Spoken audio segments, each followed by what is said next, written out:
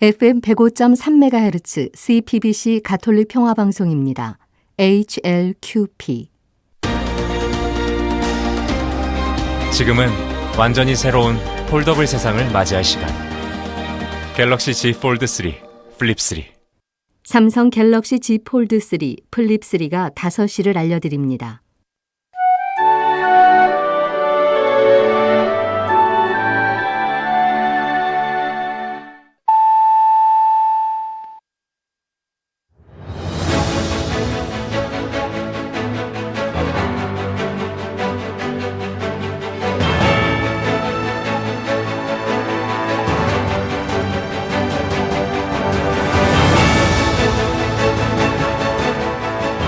이기상의 뉴스 공감.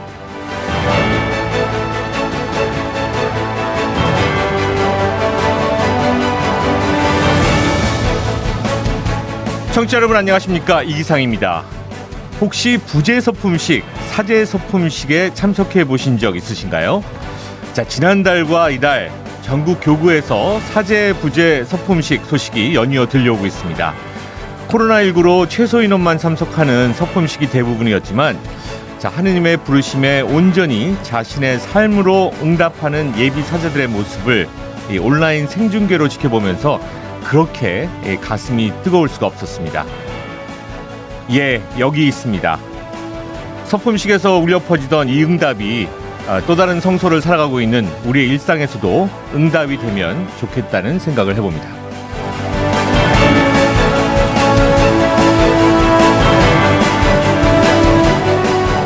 자, 오늘 하루를 뉴스로 정리하는 시간이죠. 5시 브리핑에서는요, 동남권 4개의 철도 건설 사업 개통식과 함께 국가균형 발전을 위한 지방소멸 대응 특별법안 국회 발의 보고에 나란히 참석하고 있는 이재명, 윤석열 후보 소식 전해드립니다.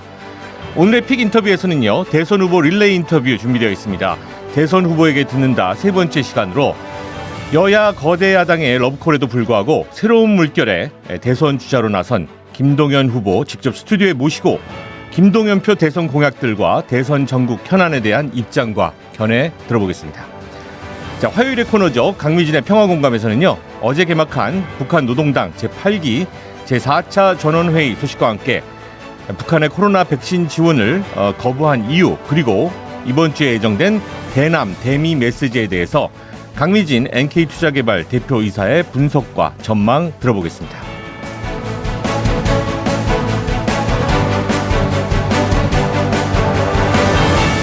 자, 이기상의 뉴스공감 청취자 여러분과 함께 만들어가고 있습니다. 100원의 유료 문자 샵 1053 어플리케이션 빵톡으로 실시간 글 남기실 수 있겠고요.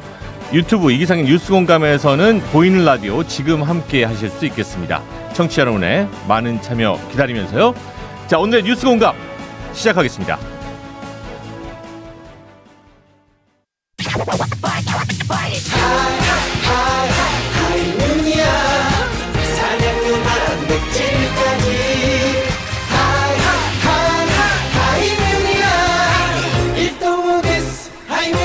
하이뮨 프로틴 밸런스. 일동후디스의 건강기능식품입니다. 하고 싶은 거 멈추지 마. 좋아하는 거 멈추지 마. 관절 내 인생을 멈추지 마. 유머스타. 관절에 강력히 흡수되어 염증 스탑. 인생은 논스탑. 관절은 류마스탑. 부착해요. 삼양홀딩스. 새록씨, 잠깐 일로 와봐요. 사장님들을 위한 든든한 혜택이 있다면서요? 네, 유플러스 우리 가게 패키지입니다. 결제 안심 인터넷은 기본, 청소, 세무, 카시어링까지 다 챙겨주는 패키지죠. 오, 진짜 든든하겠네. 우리 가게 든든하게 유플러스 우리 가게 패키지. 가입 문의는 1800-8000번.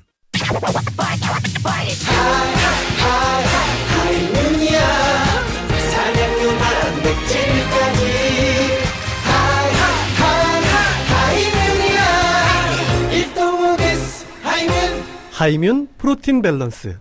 일동후디스의 건강기능식품입니다.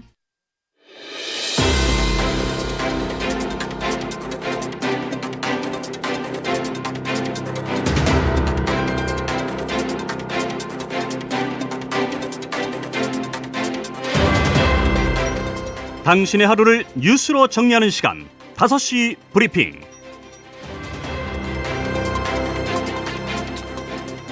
네, 5시 브리핑 시작하겠습니다. 오늘도 맹영균 기자 그리고 오창희 인권연대 사무국장 두 분과 함께합니다. 어서 오십시오. 네, 안녕하십니까? 네, 안녕하십니까. 자, 오늘의 첫 소식부터 알아보죠. 문재인 대통령 소식입니다. 예, 그렇습니다. 문 대통령은 오늘 동남권, 그러니까 부산, 울산, 경남 이 부울경 메가시티의 핵심 대중교통인 동남권 4개의 철도 개통식에 참석을 했습니다. 네네. 그러니까 이 주제는 좀 생각해 볼 필요가 있어서 들고 왔는데요. 먼저 이 동남권 4개의 철도 건설 사업은요. 동대구에서 영천, 그리고 영천에서 신경주, 그리고 신경주에서 울산 태화강, 그리고 태화강에서 부산 일광까지 142.2km 구간을 복선 전철로 연결하는 사업입니다. 네네. 그러니까 비수도권에서는 최초로 이제 광역 전철을 운행하는 것이고요. 그러니까 부산과 울산을 30분대에 출퇴근할 수 있는 시대가 열렸다. 아하. 이렇게 보면 되고요. 예. 그리고 향후 부울경 지역이 1시간대 생활권으로 연결될 기점이 생겼다. 이렇게 볼 수 있습니다. 네. 부산과 울산, 경남이 1시간대 생활권으로 연결된다. 이거 아주 새롭게 와닿는 얘기인 것 같은데. 자, 문 대통령이 이 철도에 관심이 좀 큰 것 같습니다. 아마 국토균형 발전 이 부분이 관심사가 있죠. 예. 올해 초에도 첫 번째 이런 행사로 네. 그 KTX 이음 열차를 시승하는 행사로 올해 첫 행사를 시작했었거든요. 네네. 이번에 또 마무리하는 행사도 또 철도 개통식에 참석을 하게 된 거고요. 그러니까 우리나라는 이 수도권의 모든 인프라가 집중이 돼 있지 않습니까? 반대로 지방은 소멸 위기까지 처한 곳이 맞습니다. 많아요. 그래서 행정안전부는 처음으로 이제 지방 소멸 대응 기금까지 신설을 해서 그러니까 인구 감소 지역 지원에 나서기로 했는데요.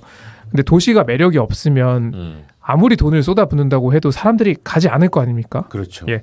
그러니까 결국 지역이 뭐 일자리부터 시작해서 뭐 주거, 교통 이런 살기 편하게 좀 만들어줘야 네. 이런 균형 발전이 이루어질 텐데요. 아이를 낳을 수 있는 환경이 돼야지 아이를 낳는 건데. 예. 그렇죠. 그 같은 맥락의 얘기인 것 같아요. 그렇죠. 그런 의미에서 이제 광역을 넘어서는 도시를 만든다 이런 개념이고요. 그러니까 초광역 협력, 메가시티 이렇게 생각하시면 되고요. 네네. 문 대통령도 오늘 이제 국가 균형 발전을 선도할 메가시티 전략 실현을 위해서는 철도의 역할이 매우 중요하다 이런 점을 거듭 강조했습니다. 네. 요약을 하면은 국토균형 발전을 위해서 지방 도시들이 초광역 협력을 해야 하는 것이고 이를 위해서 철도가 필수적인 것이다. 예, 라고 맞습니다. 보면 되겠네요. 예. 그러니까 이 되게 중요한 의제인데 저번에도 지난 10월에 이제 문재인 대통령이 뭐 초광역 협력 균형 발전이라는 행사에 참석한 적이 있었거든요. 네. 근데 그때 이제 이재명 후보가 경선에서 이긴 직후에 이제 문 대통령을 처음 만나는 자리다. 이래서 그 관심도가 자리가. 많이 떨어졌었어요. 네네네. 네. 그런 차원에서 우리가 한 번 더 돌아봐야 할 문제다라는 생각이 있고요. 또 오늘 이 개통한 동해선 남부, 부전에서 태화강, 포항 구간은 이 시베리아 횡단 철도 등 대륙 철도의 시 종착역 역할을 하게 됩니다. 추후에 그렇군요, 또. 통일이 된다면요. 네. 그래서 좀 남북 관계가 참 아쉽다 이런 생각도 오늘 좀 할 수가 있었어요. 지난 그러네요. 2018년에 남북이 철도 연결 착공식까지 했었거든요. 근데 그 이후로 좀 단절이 됐으니까 뭐 이런 생각도 좀 하게 되는 행사였다라는 생각이 듭니다. 네. 평양 교구까지 달려가야지 되는데. 그렇죠. 예. 그런 아쉬움들이 있는 것 같습니다. 오창희 국장님, 이게 국토균형 발전이라는 부분. 네. 우리가 사실 뭐 일상생활을 하루하루 살아가면서 국토균형 발전에 대해서 매일매일 생각하는 이슈는 아닙니다만. 아니, 그건 서울 사람들이 그렇죠. 네. 근데 지역분들은 안 그렇죠. 지역분들은 뭐 이제 두려움, 나아가 공포까지 느낄 정도로 뭐 엉망인 곳이 많죠. 저는 이제 지역에 내려가면 시간이 나면 이제 좀 걷는 걸 좋아하는데요. 얼마 전에 지난달에 대전광역시에 갔다가 대전시청 옆에 지하철역이 탐방역이라는 데인데 거기서부터 이제 대전역까지 걸어간 적이 있어요. 일부러 걸은 건 아니고 네. 대전역 쪽으로 좀 걷다가 적당한 식당이 있으면 밥을 먹어야 되겠다는 생각이었는데 네네. 결국 대전역까지 갔어요. 왜냐하면 없어요. 정말로 적당한 식당이 없는 정도가 아니라 아예 없고요. 식당이었던 곳은 많이 봤어요. 그중에 제가 정말 놀랐던 건 삼겹살 1인분에 2,000원짜리 간판이 아직도 있는 거예요. 그러니까 공가로 계속 오랫동안. 네네. 그러니까 대전이 이제 유성 쪽으로 해서 탐방역부터 대전시청역 이쪽 네네. 부분 많이 개발이 되고 뭐 상가도 굉장히 촘촘하고 아파트들이 들어서고 땅값이 오르고 그랬는데 네. 구도심 지역이 아주 텅 빈 공동화 현상이 일어나는데요. 이게 대전광역시만의 문제가 아니라 곳곳이 이렇습니다. 그러니까 맞습니다. 광역시 인구 100만의 광역시도 이 정도니까 아닌 곳은 뭐 기초로 들어가면 이제 예. 정말 절벽 같은 거죠. 그런 면에서 망을 만든다는 건 되게 중요합니다. 네. 그래서 오늘 만든 것도 울산에서 부산까지 하루에 100번 왔다 갔다 하는 예. 그냥 우리 수도권 청취자들 생각해서 그냥 전철이 생긴 겁니다. 네네. 근데 전철 타고 왔다 갔다 할 수 있고 이게 이제 울산에서 멈추는 게 아니라 경주 찍고 그다음에 동대구까지 연결하겠다는 거죠.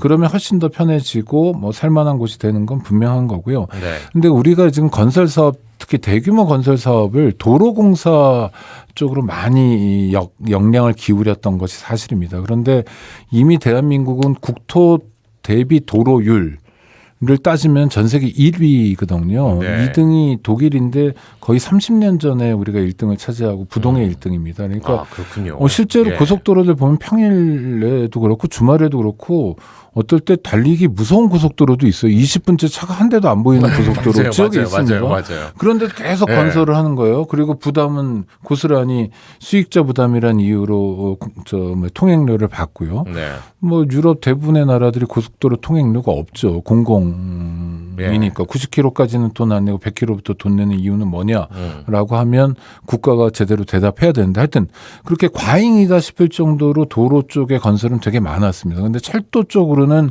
국가가 그렇네요. 큰 역할을 많이 하지 예. 못했어요. 네네. 이제 본격화되고 있는 건데 그런 면에서 이번 동남권 4개 철도 건설 사업 개통식을 네. 해가지고 일단 울산하고 부산하고 울산을 전철로 연결한 건 굉장히 다행스럽고 네. 또 그 지역 분들이 지형적 이유로 그 도로교통이 굉장히 많이 막히는 지역이 많습니다. 부산 도로니까요. 네. 그러니까 철도가 생긴 거는 그래도 교통 문제에서 약간 한시름 놓게 돼서 이거는 뭐 기쁜 일이고 고마운 일인 것 같습니다. 이거야말로 근데 나라에서 할 수 있는 일인 것 같습니다. 그럼요. 예, 네. 이게 뭐 민간으로 가기 시작하면은 뭐 경제성 따지기 시작하면은 쉽지 않은 일일 수도 있을 것 같은데요. 자, 그런 면에서 국가 균형 발전, 네, 오늘 문재인 대통령이 참가했었던 행사 소식 말씀드렸고, 그런가 하면 국가 균형 발전을 위한 지방 소멸 대응 특별 법안 국회 발의 보고회가 있었어요. 예. 거기에 이제 이재명, 윤석열 후보가 나란히 참석을 했는데 네. 뭐 인사말만 하고 일단 오늘은 빠졌습니다. 그러니까 향후에 청취자분들도 앞으로 이런 네네. 국토 균형 발전에 대해서 두 후보가 어떻게 생각하고 있는지 좀 비교하면서 지켜보시면 더 좋을 것 같고요. 네네. 그리고 조금 전에 속보가 하나 들어온 게 있어서 가져왔는데 이 국회의원 선거와 지방선거에 출마할 수 있는 피선거권자 연령이 만 25세에서 만 18세로 낮아집니다. 당장 내년 3월 9일 국회의원 재보궐선거부터 적용될 예정이고요. 이렇게 되면은 이제 고등학교 3학년생도 생일이 지나면 네, 생일이 지나면 출마가 가능한 겁니다. 그러니까 국회 이제 정치개혁특별위원회는 오늘 그 회의를 열고 공직선거법 개정안을 의결을 했습니다. 이 법안은 잠시 후 5시 30분에 개최되는 정개특위 전체 회의에서 의결할 예정입니다. 네. 피선거권자 연령이 만 25세에서 뚝 떨어져서 18세가 되네요. 아니 그러니까 25세였던 게 잘못인 거죠. 네. 내가 투표도 할 수 있는데 국회의원은 왜 못 돼요? 그러니까 국회의원이란 건 그래도 25살 정도 돼야 되는 거고 대통령은 그래도 40살 넘어야 되는 거라는 이상한 정말 논리적 근거도 전혀 없는 기준을 가지고 있었던 건데 이게 해소될 수 있어서 그래도 다행이라고 생각하고 국토 균형 발전 굉장히 중요한 건데 저는 지역이 지금 소멸되고 있다는 얘기를 많이 하잖아요. 근데 지역만 소멸되고 수도권은 잘 살고 이런 건 없다는 거예요. 그러니까 지역의 소멸은 수도권만이 아니라 대한민국의 소멸로 갈 수밖에 없으니까 저는 국가 차원에서 쓸 수 있는 방법을 다 써야 된다고 생각합니다. 뭐 서울대 10개 만들자 이런 얘기도 하는데 전 당장 지금 서울 용산 삼각지에 국방부 있잖아요. 네네. 국방부가 왜 거기 있죠? 라고 묻고 싶은 거예요. 이를테면 예전에 육군본부가 그 앞에 있었습니다. 그런데 이미 30년 전에 계룡대로 내려갔죠.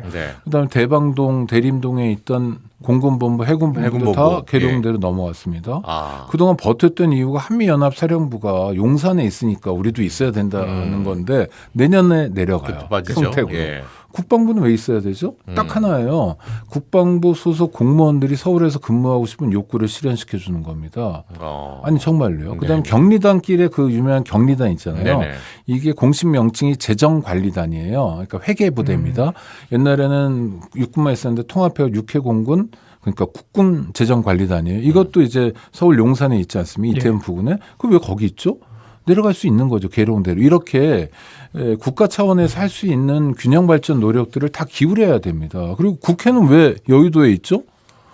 정부 부처 대부분이 세종에 갔잖아요. 네네. 그러니까 국회도 당연히 가야 되고 청와대도 가야 되고 해서 우리가 할 수 있는 국가 차원의 노력을 다 기울이고 그러면서 지역의 돈과 일자리가 생기도록 하면 네. 지역 균형 발전은 따라옵니다. 알겠습니다.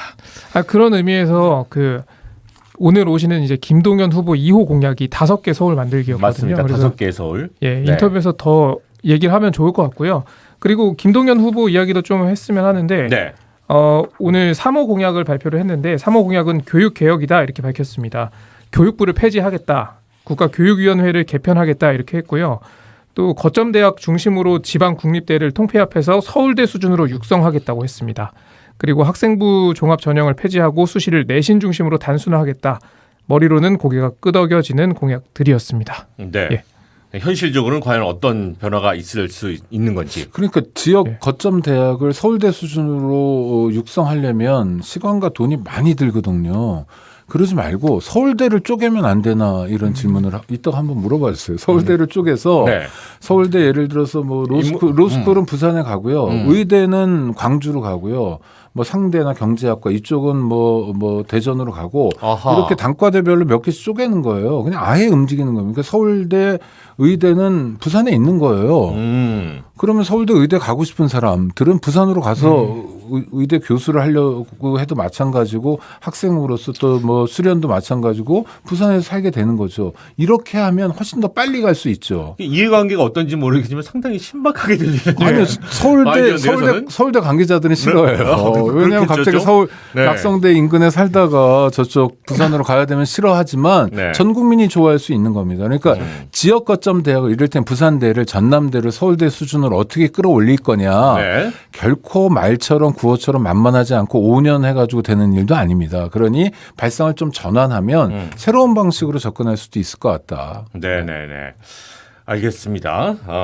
계속해서 잠시 후에 김동연 후보와 함께 이야기 나눠보도록 그 하겠고요. 하나만 더 말씀드리면 네네. 프랑스가 68혁명 이후에 대학 개혁을 하면서 우리가 알던 그 유명한 소르본느 대학 이런 게 다 없어졌잖아요. 그래서 대학 이름을 파리하고는 아라비아 숫자 1, 2, 3, 4, 5, 11, 12, 13 이렇게 매겼거든요. 네네. 대학을 다 평준화한 겁니다. 그리고 뭐 11대학은 어떤 게 특성화되어 있고 7대학은 뭐가 특성화되어 있고 이렇게 간 거예요. 그리고 물론 다 국비로 대학 등록금도 없이 만들었고 이런 국가적인 노력이 필요하다는 겁니다. 네.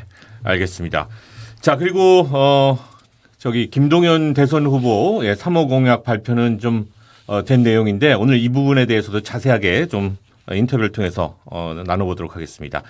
자, 끝으로 하나만 더 살펴보겠습니다. 내년 대선 이후에 전기요금과 가스요금이 나란히 오른다는 소식이네요. 네, 내년 전기요금과 가스요금이 잇따라 인상됩니다. 한국전력은 내년도 기준 연료비를 2번에 걸쳐서 이 킬로와트 시당 9.8원씩 인상한다고 밝혔고요. 또 환경 정책 비용 등을 반영한 기후 환경 요금도 내년 4월부터 킬로와트 시당 2원씩 인상한다는 계획입니다. 그리고 한국가스공사도 가스요금 단가가 내년 5월 메가줄당 1.23원 오른다고 밝혔습니다. 그러니까 많은 언론에서 이 기사를 두고 이 소식을 두고 탈원전 청구서다 이런 제목을 뽑았더라고요. 네네. 근데 정확한 건 아직 탈원전이 본격화한 것도 아니고 원전 설비 그러니까요. 용량은 오히려 지난해 이후 좀 늘은 측면도 있거든요. 그래서 원전 때문은 아니다. 석탄 발전을 줄이면서 기후 환경 요금이 오른 게 좀 정확하지 않을까 하는 생각이 듭니다. 아니 그러니까요. 이게 무슨 얘기일까요? 탈원전 때문에 전기가스 요금이 올랐다는 비판 얘기가 나오는데 그러니까 핵발전, 원자력 발전, 핵발전을 하면 단가가 적게 든다라는 얘기로 정치 공격을 하는 건데요. 네. 저는 요금 올리는 거 너무 싫은데 그래도 꼭 필요하면 올려야 된다고 생각해요. 그런데 첫 번째 포인트는 대선 이후에 올리는 건 좀 안쓰럽다. 물론 선거 전에 올리는 바보는 없겠지만 네. 그래도 필요한 경우에 인상하는 게 국민 경제를 생각하면 맞다고 봐요. 그런데 과연 얼마를 올리는 게 맞는지 이런 건 좀 꼼꼼하게 살펴봐야 되는데 지난번에 전기요금이 왜 산업용이 가정용보다 싸냐, 왜 국민의 주머니를 털어서 대기업들의 전기료를 내주냐, 이런 거 고민해보자. 네. 이런 것에 대해서 국민들에게 답을 드려야 된다라고 말씀드렸는데 오늘은 가스요금만 생각해도 그렇습니다. 가스요금이요, 전국이 원가는 똑같잖아요, 가스라는 게. 그런데 지역마다 가스요금이 다 달라요, 소비자가가. 그러니까 뭐 경남 지역 다르고 경남 지역에서도 뭐 창원 다르고 김해 다르고 뭐 이런 식입니다. 그러니까 도시가스를 안 쓸 수 없는데 프로판가스 너무 쓰기가 어렵고 그러니까 네. 도시가스 업체들이 가격을 자기 맘대로 이제 조정하는 거예요. 근데 업체들 보니까 외국 기업 투자 자본이 들어와 가지고 뭐 어마어마한 부를 축적하기도 하고 또 하나는 뭐 사장님들이 연봉 10억이 넘기도 하고 맞습니다. 유보금이 예. 막 3천억, 5천억 이렇게 되기도 해요. 그러니까 그런데 정부가 적극적으로 개입하면서 왜 도시가스 요금을 이렇게 올려야 되는지, 정말 업체가 국민들과 함께 고통을 분담할 길은 없는지도 살펴보는, 꼼꼼히 따져보는, 소비자 입장에서 챙겨보는 요금 인상이 돼야 된다는 거죠. 알겠습니다. 자, 오늘 지금 사연도 또 하나 들어와 있는데 잠시 읽어드리겠습니다. 김지혜님, 뚜또 안드레 베네님. 와, 교육 변화 오는 걸까요? 나의 소원은 교육개혁, 꿈에도 소원은 교육개혁. 이 나라 살리는 교육개혁이라고 문자 보내주셨습니다. 다른 의미 떠올랐네. 다른 노래가 떠오르네. 자, 맹현경 기자 그리고 최영일이 아닙니다. 오창익 사무국장님 두 분과 함께했습니다. 고맙습니다. 네, 고맙습니다.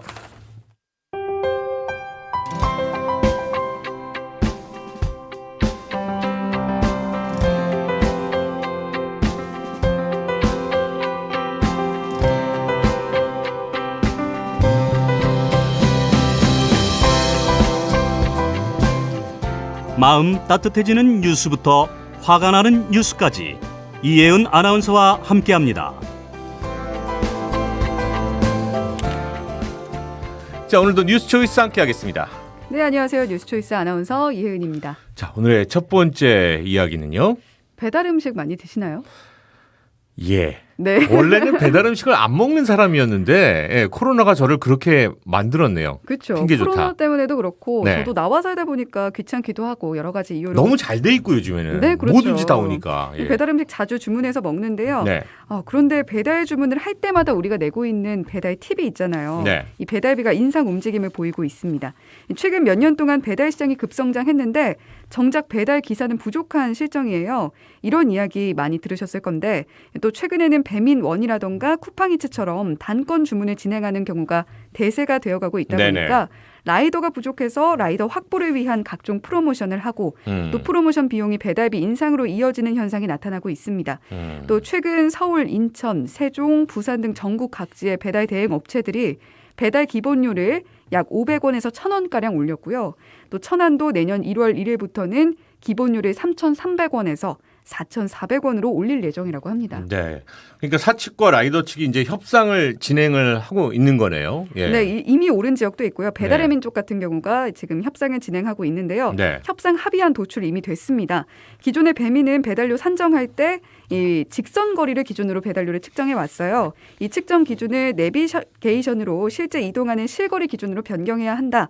이런 것이 이번 합의안의 골자입니다. 네. 앞으로 노조의 조합원 투표만 거쳐서 가결되면 시행이 되는데 오늘 배달 종사자 노조인 라이더 유니온이 이번 개편안에는 라이더가 음식을 픽업하러 가는 픽업 거리가 반영되지 않았고 안전 배달료도 도입해야 한다. 이렇게 요구를 하고 있어서 실제 협상이 어떻게 이루어질지는 더 두고 봐야 하는 상황입니다. 다만 배민을 운영하는 우아한 형제들 관계자는요. 이번에 변동된 배달료는 회사가 라이더에게 지급하는 금액이기 때문에 소비자들이 부담해야 하는 배달 팁에는 변동이 없다라고 밝혔습니다. 네.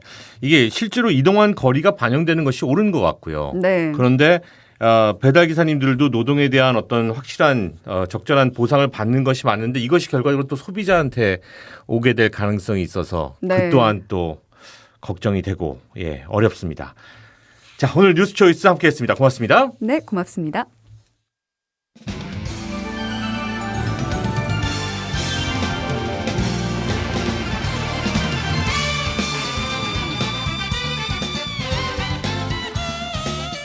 주요 뉴스 가운데 뽑힌 오늘의 픽 지금 바로 시작합니다.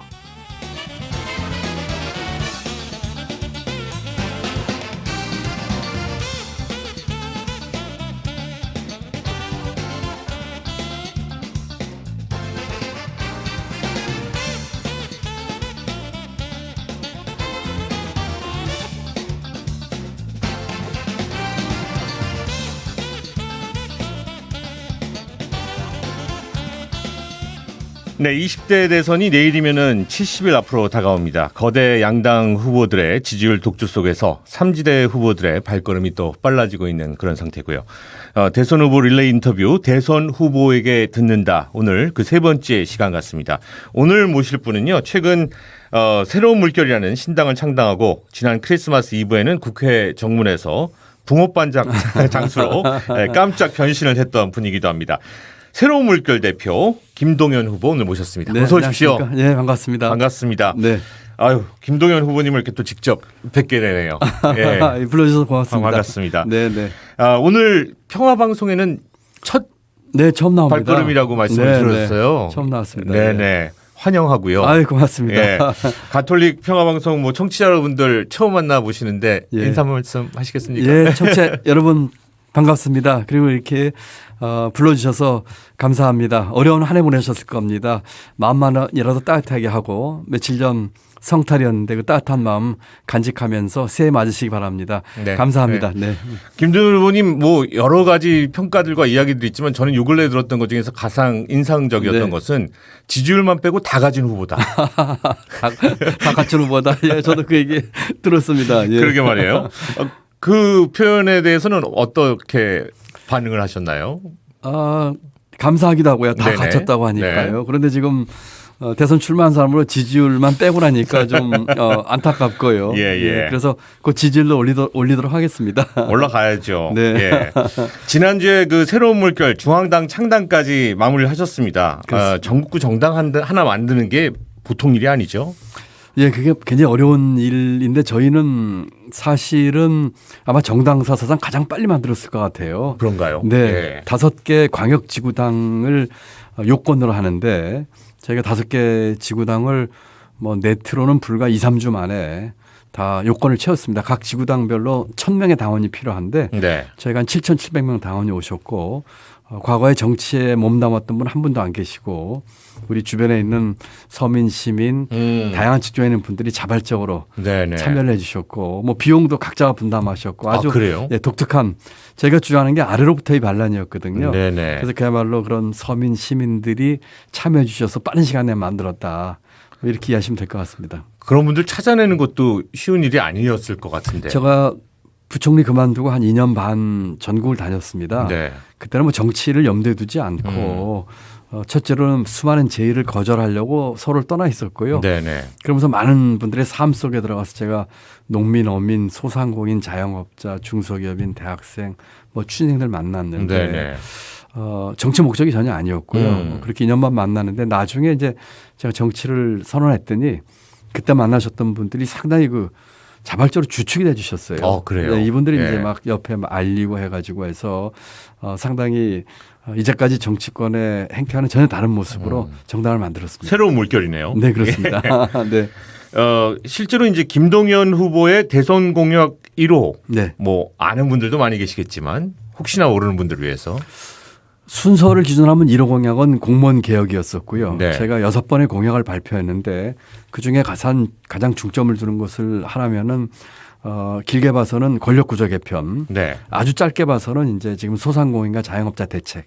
저는 그렇게 말씀드리고 싶습니다. 아까 교육 공약도 네, 또 교육 나왔었고요. 공약이 네. 세 번째. 세 번째죠. 네, 첫 번째가 제가 공무원 개혁, 두 번째가 국가 균형 발전, 세 번째가 교육 개혁, 네 번째가 이 국가 균형 부동산 세제, 네네. 그리고 다섯 번째가 국가 권력 구조 개편, 여섯 번째가 지금 고통받고 계신 소상공인과 자영업자 아주 현실적인 대안 이렇게 네네. 냈습니다. 아주 중요한 부분들만 그렇습니다. 정말 짚고 계신 것 같아요. 네네. 특히나 이제 이 1호 공약 관련돼서는 5급 공무원으로 시작해서 부총리직까지 공직에 네네. 쭉 계셨던 분인데, 네네. 예, 공무원의 철밥통을 깨겠다는 얘기인데, 네, 그렇습니다. 예, 이게 이제 반발이 분명히 있을 거고, 네. 표 생각하면은 해야 될 공약인가 싶기도 하고 어떻습니까? 저는 뭐 표 생각을 하거나 의식한 건 아니었고요. 네. 제가 공무원 34년 하면서 느꼈던 공직사의 개편이었는데 두 가지 방향입니다. 네. 하나는 지금 앵커께서 말씀하신 것처럼 공무원 철밥통과 공무원 끼리끼리 문화를 깨자는 거고요. 네. 두 번째는 공직사회도 좀 일하는 분위기, 그 일하는 동기부여, 그저 그냥 수동적으로 마지못해 또는 복지부동하는 게 아니라 그 안에서 동기부여되게끔 함으로써 사실은 내용을 들여다보면 공무원들도 찬성할 수 있는 대안들이 많이 있습니다. 네. 그런 두 가지 같이 보고 있다 이렇게 말씀드립니다. 네. 오늘 저희 이기상의 뉴스 공감 전반 기에도 이렇게 계속 나왔던 뉴스인데요. 2호 공약으로 이제 5개의 서울을 발표를 하신 바가 있습니다. 네. 국토 균형 발전. 그렇습니다. 예. 아주 중요한 부분인데 네, 이 부분에 대해서는 어떤 계획들을 가지고 계십니까? 핵심은 이제까지의 지역균형 발전이 실패한 이유가 네. 공공기관이나 행정기능 이전에 국한했었거든요. 그래서 저는 지금 같은 수도권 올인 구조를 깨지 않으면 안 된다는 생각하에서 네. 경제, 산업, 일자리, 교육, 의료, 또 문화가 같이 아우러져서 발전하게끔 하는 그런 지역균형 발전을 해야 되겠다. 그러기 위해서 5개 초강력권 메가시티를 구성을 하고 거기서 흘러나오는 여러 가지 혜택들이 인근 중소도시와 농촌까지 가게끔 하자 하는 것이 골자고 핵심은 이제 경제균형, 인재균형, 재정균형, 사람균형입니다. 네. 경제균형은 수도권 기업들이 지방으로 가도록 하는 아주 획기적인 유인책을 제시했고요. 인재균형은 서울에 있는 대학들이 지방에 갈 수 있도록 하는 유인을 만들었습니다. 억지로 가는 게 아니라 자발적으로 갈 수 있게끔. 네. 왜냐하면 대한민국처럼 서울에 상위권 서열대학에 몰려있는 나라는 대한민국밖에 없습니다. 네네. 그다음에 이제 재정균형은 재정연방제. 중앙에서 지방에 돈을 내려보내는데 그 일정한 한도 내에서는 지방이 의사결정하도록 하는 재정연방제 주장을 했고요. 그다음에 생활균형은 이제 문화와 의료 포함하는 아주 뭐라고 할까요? 아주 의욕적인 네네. 종합 계획이 되겠습니다. 네. 3호 공약으로 좀 넘어가 보면요. 네. 교육 개혁입니다. 그렇습니다. 예. 현 교육 체제에 있어서 가장 문제점은 뭐라고 생각을 하십니까? 그리고 해결책은 뭔가요? 저는 우리 교육제도의 가장 큰 문제가 우리 학생과 젊은이들이 자기가 하고 싶은 일이 무엇인지를 찾게끔 시도와 도전을 못하게 하는 것이라고 생각을 합니다. 그래서 조금 근본적인 얘기인데요. 네네. 교육개혁은 교육만 개혁은 안 됩니다. 사회 전체가 바뀌어야 됩니다. 교육이 사회의 거울이거든요. 맞습니다. 예. 교육계나 교자돌림.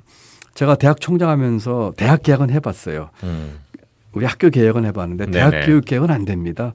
그래서 우리 사회가 전반이 바뀌어야 되는데 그래서 제가 이제 거창하게 이제 이 나라 기회공학을 얘기한 거지만 교육 개혁을 이제 국한하자고 보면은 아까 말씀드린 것처럼 예컨대 대학은 자율권 보장, 초중등은 지방의 이양, 교육부의 대폭 축소 내지는 폐지, 네. 또는 국가교육위원회의 대폭적인 개편을 통한 뭐 10년 이상 되는 임기를 가진 다양한 전문가들, 단순한 교육자만으로는 안 됩니다. 철학자, 사학자, 교육 수요자, 맞습니다. 기업 또는 이 학생과 학부모까지 포함하는 거는 국가 대계를 만들자는 얘기를 했고요.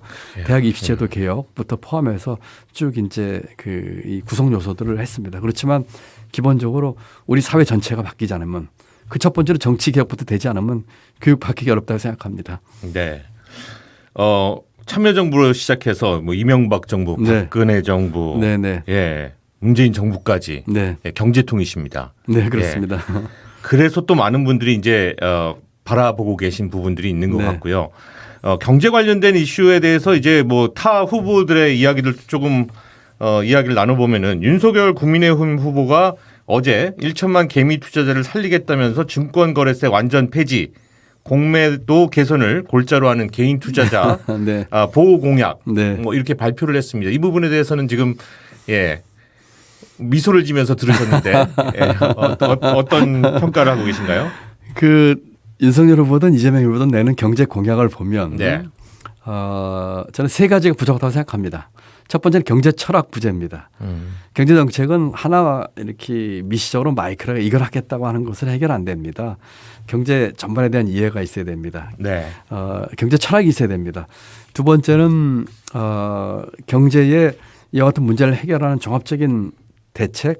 경제는 하나의 커다란 강입니다. 그 강이 제대로 흐르게끔 하기 위한 종합적인 대책이 있어야 되고 세 번째는 실천적입니다. 말은 많이 하겠죠. 남이 써준 거 읽을 수는 있습니다. 네네. 그렇지만 그것을 실천에 옮기는 일머리는 전혀 다른 문제입니다. 그렇기 때문에 후보들이 뭐 그런 뭐 주가지수를 뭐 5천을 만들겠다, 무슨 증권 거래세를 폐지하겠다 이런 개별적인 것을 보게 되면은 포퓰리즘에 의한 표를 얻기 위한 단편적인 정책의 나열, 남이 써준 거 있는 거다 이 생각이 들면서 네. 사실 피식 웃음이 나옵니다. 과연 저것을 예. 어떤 방향과 철학으로 경제를 보면서 하며 저 정책을 성공하게끔 만드는 일머리가 있는지. 네. 이번 정부에서 최저임금 인상이나 근로시간 단축이나 부동산 대책 가지고 저하고 많은 그 이견이 있었습니다. 뜻이 좋았을지라도 네. 어떻게 보면 진보의 가치를 추구한다고 하면서 진보의 가치를 해치는 일들을 많이 했습니다. 보수도 마찬가지고요. 그렇기 때문에 그와 같은 경제 정책을 낼 때는 우리 전문가들이 보면은 그 공약을 낼 적에 저분이 어떤 철학을 가지고 어떻게 실천력 있게 하는지를 보는데 그런 면에서 저는 두 후보다 공히 경제 철학 부재와 네. 그런 실천적 일머리를 갖고 있지 못하다고 생각합니다. 네. 저희도 뭐 같이 네. 걱정도 하고 네. 우려도 하면서 바라보고 있는 그렇습니다. 대선의 모습인 것 같습니다. 일머리라는 표현 지금 쓰셨는데 윤석열 후보가 이재명 후보한테 일머리 없다고 이야기를 했는데 본인의 일머리에 대해서는 어떻게 평가를 하시는지가 궁금합니다. 이거 지금 뭐 경제 쪽이야 뭐 당연히 전문 분야시고 외교나 안보, 통일, 국민 통합 등등 이 대통령이 된다라는 것이 이렇게 무겁고 커다란 의미를 가지고 있습니다. 그렇습니다. 예, 예. 본인은 이게 좀 준비가 되어 있다고 생각을 하십니까? 어떠세요? 저는 지난 2년 이상 정치권으로부터 수많은 권유를 받았습니다. 총선, 서울시장, 대선, 경선. 그때마다 제가 정치의 뜻을 세우고 그런 제의에 응하지 않았습니다. 정치는 아무나 할 수 있는 것 같지만 아무나 해서는 안 된다고 생각을 했기 때문입니다. 네네. 국가의 문제가 무엇이고 그 문제를 풀 대안은 무엇이고 대안만 가지고는 안 되고 그걸 해결할 수 있는 실행 방법, 실천 방법 이 세 가지가 과연 저는 가지고 있는지에 대해서 늘 질문을 던졌어요. 네네. 그리고 부총리 그만두고서 34년 공직도 제가 성찰하면서 거기에 대해서 반성하고 되새김질했고 네. 그러면서 거절했다가 2년 반 전국 다니면서 많은 분들 만나고 지금의 정치판 돌아가는 것을 보면서 네. 결심을 하게 됐고 저 나름대로 문제의 본질, 대안, 실천 방안에 대한 나름대로의 준비가 돼 있다. 그런 생각으로 나왔다는 말씀을 드립니다. 네. 이번 20대 대선 뭐 최고의 대통령을 뽑는 것이 아니라 차악을 뽑는 것이다라는 이야기가 나올 정도로 여러 가지 혼탁한 이슈들이 많이 자리 잡고 있는 것 같습니다. 아까 얘기했던 것처럼 안타까운 마음으로 네, 이 대선을 전 국민이 바라보고 있는 것 같고요. 일단은 첫 번째로 그 질문 좀 드려볼게요. 토론 관련돼서 네. 지금 뭐 더 하자는 사람도 있고 안 하겠다라는 사람도 있고 어떻게 생각하십니까? 저는 이미 그 거대정당 후보에게 1대1이 됐든 다장했든 토론을 제의했습니다. 네. 아무도 거기 받지 않고 있습니다. 국민들 앞에 저는 심지어는 아무런 자료 갖지 말고 주제 제한 없이 스탠딩 토론으로 서서 해서 보유자고 있습니다. 우리 국민들에게 각자 후보가 갖고 있는 비전과 컨텐츠와 아까 말씀드린 실천 방법 또 국가 지도자를 뽑는 것이니만큼 도덕성 문제, 청렴 또 어떤 개인적인 인품과 성품 네. 심지어는 가정 문제까지 다 국민들 앞에 명명백백하게 밝히고 평가받아야 된다고 생각을 합니다. 네. 당연히 토론해야 되고 토론을 이런저런 핑계로 거절하는 것도 우스운 얘기고 저는 이렇게 우리 평야방송 이런 데서 좀 같이 좀 만들어줬으면 제가 나와서 네네. 아무런 오늘도 제가 아무것도 안 갖고 들어왔습니다만 그냥 토론하면서 국민들에게 비전과 내용과 저의 모습을 보여준다고 생각을 해서 네. 다른 후보들에게 촉구합니다. 빨리 합시다. 네네. 촉구합니다. 네. 이게 뭐 내용도 중요하지만 사실 이렇게 말을 잘하는 것도 중요하지만 내용을 얼만큼 갖고 있느냐가 상당히 중요한 그렇습니다. 거거든요. 김동연 분이 오늘 말씀하시는 걸 보니까는 뭐라고 할까요? 이렇게 컨텐츠가 상당히 많으신 분 같다는 생각이 드는데요. 제가 공직 34년을 있었고 34년 동안 정책 만드는 일에 몰두해 왔습니다. 네. 물론 그 실패와 좌절도 많았죠. 정책을 잘 만드는데도 실패한 것도 많이 봤고요. 그러면서 그 많은 배움과 또 경험이 있었고 대학 총장 2년 반 했습니다. 네네. 그렇기 때문에 아마 컨텐츠 면에서 누구보다 뭐 자신 있다고 얘기를 드릴 수 있고요. 사실은 그보다 더 중요한 거는 공감 능력입니다. 네. 아무리 좋은 정책도 국민 간의 소통과 공감에서 실패하면 100% 실패합니다. 저는 어려운 시절 겪으면서 뭐가 판잣집부터 살면서 어려운 분들, 힘든 분들 그런 분들 속에는 따뜻한 가슴 경험을 했고 말씀드린 것처럼 부천이 그만두고 그런 분들 만나면서 가졌던 그런 분에 대한 진정한 이해, 네. 소통, 공감 면에서 저는 누구보다도 뭐 좀 제가 이렇게 제 말씀도 좀 남사스럽긴 합니다만 준비되어 있다고 생각하고 있습니다. 네. 대선 후보 되셨으니까 남사스러워도 맞습니다. 네. 하셔야죠. 네. 예. 자, 그럼에도 불구하고 이제 각종 여론조사에서 1%대의 좀 저조한 지지율을 네, 네, 아직까지는 보여주고 있습니다. 70일이라는 대선 기간이 길지가 않은데요. 이 낮은 지지율 이거 우리 어떻게 해결해 나가야 될까요? 이제 이제 제 과제지요. 네. 제가 풀어야 할 숙제고요. 첫째로는 정면 승부하겠습니다. 비전과 컨텐츠를 승부하겠습니다. 지금 대선판이 그야말로 흙탕물 속에 네거티브가 난무하고 있는데 꿋꿋하게 비전과 컨텐츠를 승부하겠고요. 두 번째는 제가 이제 새로운 물결을 창당을 했기 때문에 네네. 1월 초에 아마 4-5개의 또 광역지구당 또 만들어질 겁니다. 그런 네. 식으로 저희 그 당을 이용한 세력화와 조직 이런 걸 통해서 지지를 끌어올리도록 최선의 노력을 다하겠고 아까 우리 앵커께서 말씀하신 것처럼 후보들 간의 토론이라든 이런 장이 있으면 네. 저는 지지율 금방 2배, 3배 올라갈 거라고 자신하고 있습니다. 토론을 하셔야겠군요. 네. 예, 예. 자, 지금 지지율이 좀 저조하다 보니까 이른바 그 3지대 후보들 간의 연대에 대한 이야기들도 여기저기서 나오는 것 같습니다. 지난번에 이제 심상정 후보가 네. 저희 프로그램 출연했을 때에도 양당 체제 종식을 위한 정치개혁의 정책 공조 모두가 동참해야 한다 뭐 이런 의견도 보여주기도 했었거든요. 이 부분에 대해서는 어떤 입장이십니까? 제3지대 이제 뭐 대표적으로 심상정 후보와 이제 안철수 후보가 계신데 네. 기존에 제가 주장하는 양당 구조와 기득권 정치 구조를 깨자는 데에 같이 동의하신다면 충분히 그런 면에 있어서 필요한 대안을 할 수 있다고 생각을 합니다. 그렇지만 그 두 분이 이제까지 보여왔던 과거의 경험이나 행태를 봐서 이게 뭐 단일화까지 간다든지 하는 것은 쉽지 않을 거라 생각을 합니다. 네. 한 분은 최근에도 거대 야당과 단일화 통합 또 불출마까지 하셨던 분이고 또 한 분은 여당의 그동안 지지 등등 하면서 행태를 보여왔고 네. 대선 4수 3수 하셨거든요. 그분들도 제가 얘기하는 정치 기득권의 한 축이죠. 그래서 벌써 3수가 됐네요. 3수 한 번은 4수죠. 아, 그러네요. 네. 그러니까 그 기득권 내려놓고 네. 지금의 정치판을 바꾸려고 하는 진정성과 네. 사심 없음이 있다면은 그분에 대해서 얼마든지 대화할 용의가 있다 이렇게 생각을 합니다. 김동연 후보님은 완주한다고 보면 됩니까? 그렇습니다. 완주합니다.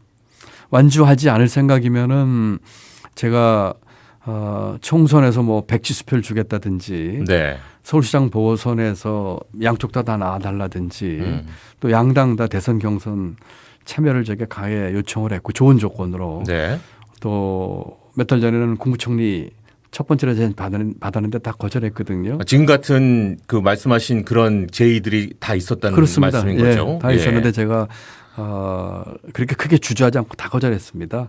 만약에 완주하지 않고 그런 쉬운 길 또는 꽃길 가려고 생각했다면 그 중에 어떤 것을 했겠지요. 네네. 해리포터 소설 중에 쉬운 길과 옳은 길 중에 선택을 해야 될 때가 생깁니다라는 말이 나와요. 네네. 쉬운 길 아닌 저는 옳은 길 가고 싶습니다. 옳은 길로 네. 가시겠다. 알겠습니다. 마무리 질문 마지막으로 말씀드리겠습니다. 20대 대선이 이제 70일 앞으로 다가와 있습니다. 차기 대통령 후보로서 김동연 후보 이런 점을 봐달라 네. 말씀해 주신다면요? 네, 고맙습니다. 첫 번째로는 도덕성입니다. 저는 34년 공직 중에 책 잡힐 일 하지도 않았고 청렴하고 정직하게 생활했습니다. 두 번째는 비전과 역량입니다. 네. 대한민국 앞날에 대해서 늘 고민했고 그와 같은 비전을 채우기 위한 역량을 오랜 일 경험과 제 나름대로 개발을 통해서 맞췄습니다. 세 번째는 아까도 말씀드렸지만 공감 능력입니다. 어려운 분들, 힘든 분들 누구보다 잘 이해하고 있는 배경과 경험을 가지고 있어서 이와 같은 도덕성, 비전과 역량, 공감 능력 가지고 우리 정치판을 바꾸고 싶습니다. 지금의 정치 구조로는 대한민국 한 발짝도 못 나갑니다. 네. 이 거대 양당과 기득권 세력을 깨는 정치판을 바꾸고 정체를 교체하는데 뚜벅뚜벅 가려고 합니다. 우리 청취자 여러분들 지켜봐 주시고 성원해 주시면 대단히 감사하겠습니다. 네, 알겠습니다.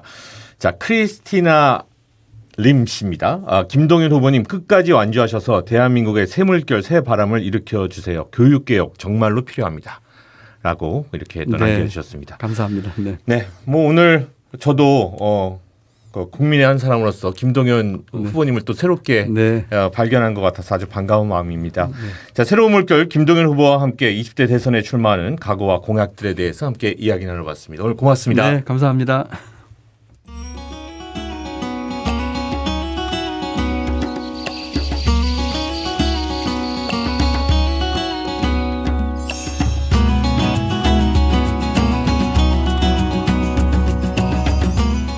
내일의 한반도의 평화의 씨앗을 심는 시간, 강미진의 평화 공감.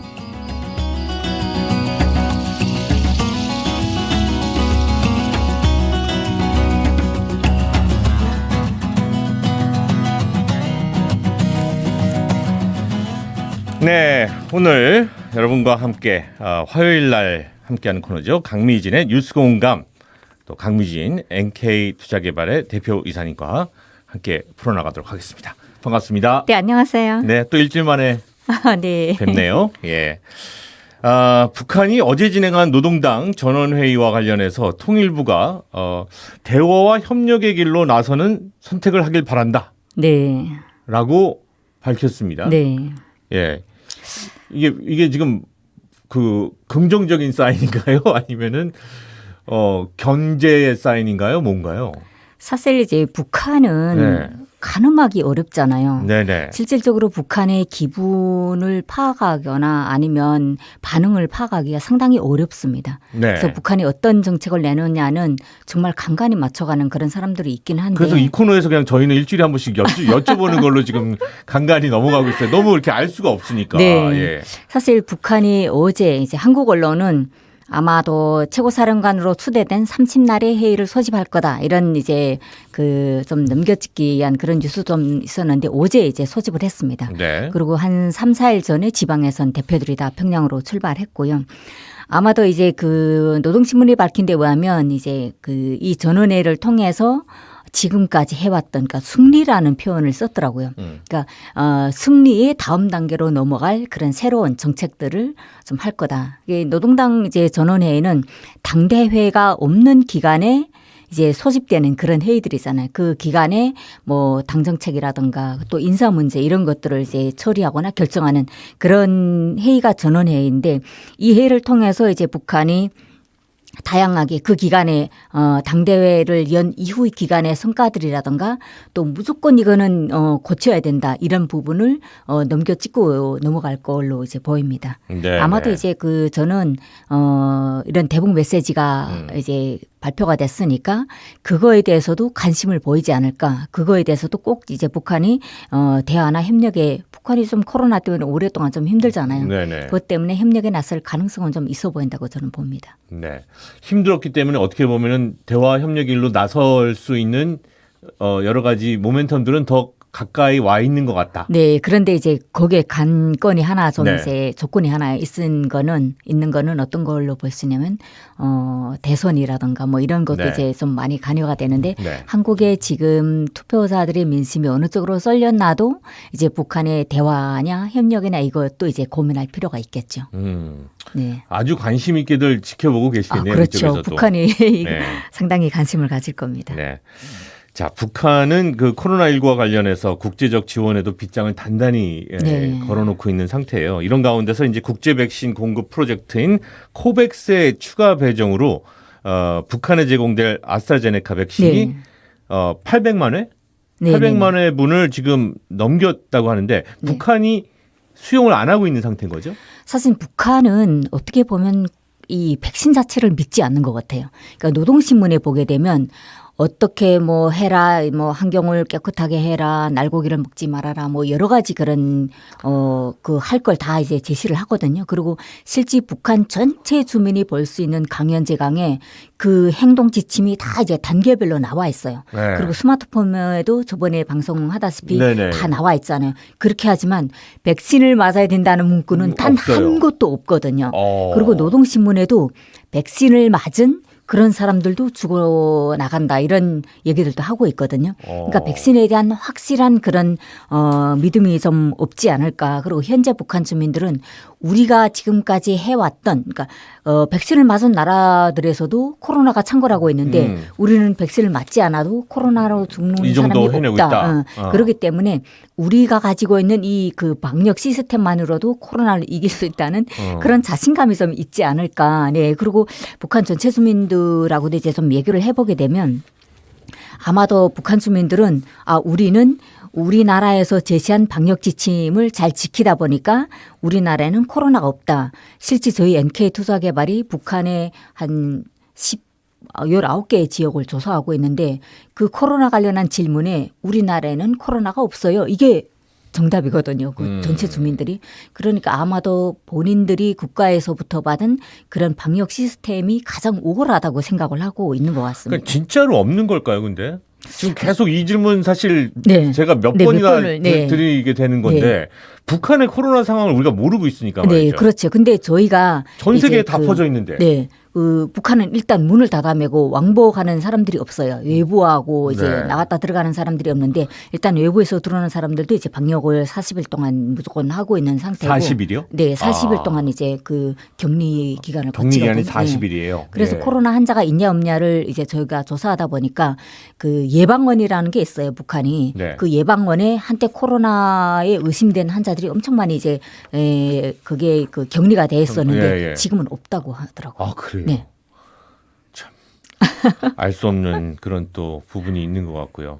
예, 백신에 대해서 우리 정부에서도 이제 코로나 백신을 북한에 지원하는 방안을 논의하고 있다는 뉴스 계속 나오고 있고요. 네네네. 뭐 이 가톨릭 교회에서도 사실은 백신 나눔 운동을 계속 하고 있거든요. 네, 예. 그래서 이제 코로나 백신을 북한이 받을 거냐 안 받을 거냐 이거는 아마 물밑 작업도 좀 있다고 저는 보거든요. 네. 그리고 우리 정부도 그렇지만 국제기구들에서도 북한의 코로나 백신을 좀 넣으려고 하는 그런 뭐 사업들이 좀 진행되고 있는 것 같기도 하고요. 네. 그리고 실제 이제 유엔하고 북한 측을 잘 아는 그런 단체들에서 이제 북한 측 사람들하고 이제 얘기를 했는데 그럼 이 백신이 모더나냐 뭐 화이자냐 이런 것도 물어봤다는 걸 봐서는 네. 북한이 코로나 백신을 좀 그 아스트라제네카보다 화이자나 모더나에 더 신뢰를 가지고 있는 것 같고요. 아, 그래요? 네, 그래서 예. 아마 이제 뭐 모더나다 화이자다 이걸 주겠다 하면 받을 그런 수용할 그런 가능성도 저는 있다고 봅니다. 근데 지금 현재 백신에 대한 이야기를 사회 전반에서 꺼내질 않고 있고 네. 혹은 신뢰 사인들을 어떤 기사나 뭐 이런 거에서 보여주지 않고 있다는 얘기는 네. 백신이 많이 없기 때문에 혹시는 백신이 전 국민이 맞을 수 있는 게 아니기 때문에 아직은 아마도요. 네. 그래서 얘기를 꺼내지 네. 않는 거 아닐까요? 그렇죠. 예. 그래서 아마도 이제 그 전체 주민이 1회나 2회를 한꺼번에 맞을 수 있는 그런 분량이 준비가 됐을 때. 준비가 되면 또 철저한 방역을 거치긴 하겠지만 네. 북한에 이제 유입이 되게 되면 주민들이 좀 이제 그 주민들한테 북한이 이거 백신을 맞아야 됩니다 하게 지시만 하면 북한 주민들은 당에서 맞으러 가면 다 맞아야 되는 상황이잖아요. 네. 그러면 맞을 가능성도 있겠죠. 어떻습니까? 이게 북한이 이제 국제기구와 코로나 백신 관련된 논의가 있었다는 것은 뭐 아무래도 이제 분명히 네. 얘기가 오가고 있다는 얘기인데 네. 지금 얘기하셨던 것처럼 우리는 지금 뭐 누구는 맞는다, 누구는 안 맞는다, 백신 패스에 갖고서도 이제 그렇죠. 논란도 많고 그런데 북에서는 만약에 준비됐다, 맞자. 네. 그럼 다 맞나요?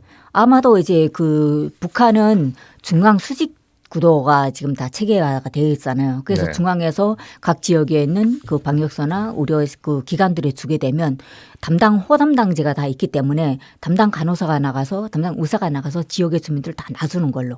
그거는 뭐 맞아라 안 맞아라가 아니라 북한 네. 주민들은 맞으라면 무조건 다 맞거든요. 아, 그렇죠. 예, 예, 그리고 예. 북한 의학 자체가 예방의학이기 때문에 그 예방주사를 맞는 데는 폭 익숙한 그런 시스템이에요. 아, 그래요? 네, 그래서 북한 주민들은 뭐 맞으러 가게 되면 일단 조직적으로 이제 단체별로 맞으면 한 사람도 빠짐없이 그리고 안 맞겠다는 집은 찾아갈 거예요, 의사가. 아, 그런가요? 네. 예. 이게 북한 의료 네네. 그 체계가 찾아가는 체계거든요. 아. 네, 그렇기 때문에 맞을 수 있습니다.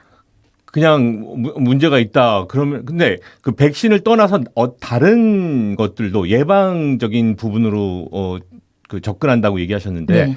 직접 집으로 찾아가는 그런 그렇죠. 의료 서비스들이 네. 많이 그 일상화돼 있나 봐요. 네, 일상화가 됐습니다. 아, 그래요? 호담당제거든요. 네. 그래서 한 의사가 50호를 맡고 있다 이러면 아. 이 50호에 대한 그 감기 환자가 있다고 하게 되면 그 감기가 나도는 철에는 미리 가서 예방주사를 호담당제로 이제 그 뭐 지역에 직장에다 모아놓고 만약에 빠진 사람이 있을 수 있잖아요. 네네. 그러면 그 빠진 사람의 집을 의사가 찾아갑니다. 오. 찾아가서 예방주사를 이제 출근 못했기 때문에 못 놔드렸습니다 하고 예방주사를 놔주는 거죠. 그럼 괜찮은 시스템이네요. 그렇지. 의사분도 많이 필요할 것 같기도 하고. 알겠습니다. 자, 강미진의 평화공감, 오늘도 강미진 대표와 함께 우리가 모르는 북의 소식들 함께 나눠봤습니다. 다음 주 이 시간에 또 뵙겠습니다. 고맙습니다. 감사합니다.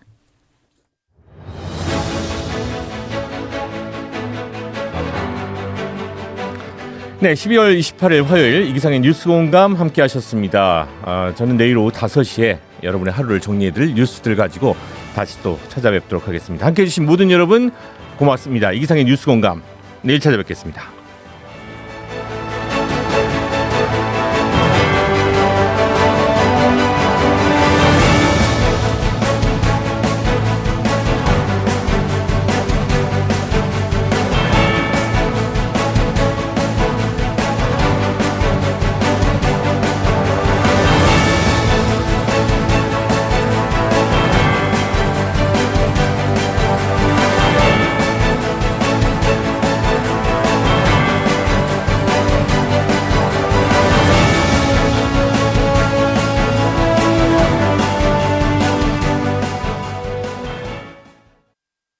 CPBC FM